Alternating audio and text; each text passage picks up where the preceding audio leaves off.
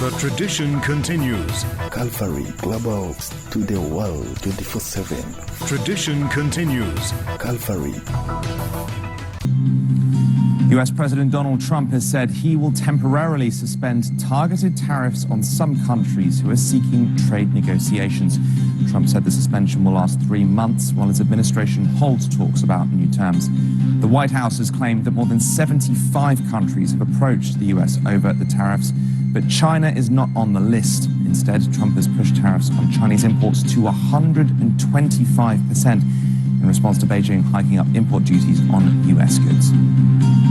If you look at it, not only with China, but China was by far the biggest abuser in history, and others also, but somebody had to do it. They had to stop because it was not sustainable. China wants to make a deal. They just don't know how quite to go about it. President Trump has repeated his threat to use military force if Iran does not agree to end its nuclear program, adding that Israel will play a key role in any military action. Trump says Iran should not be allowed to have nuclear weapons, which has been a bone of contention for both sides and is expected to be discussed when they meet in Oman this weekend.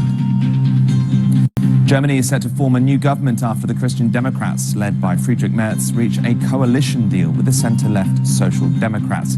The agreement follows the Christian Democrats' victory in February elections.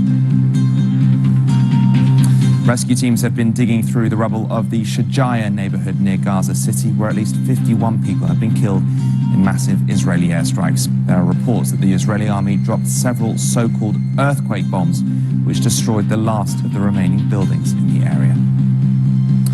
The International Court of Justice will hold public hearings between April the 28th and May the 2nd to determine Israel's obligations regarding the activities of UN agencies in the occupied Palestinian territories. They've been requested by member states as Israel clamps down on UNRWA activities in Gaza and the occupied West Bank. Ukrainian President Volodymyr Zelensky has claimed that at least 155 Chinese nationals are currently serving in the Russian military and fighting on the front lines. It comes days after Ukraine said it had captured 2 Chinese soldiers in the country's east who are currently being interrogated. China has rejected claims that citizens were fighting alongside Russia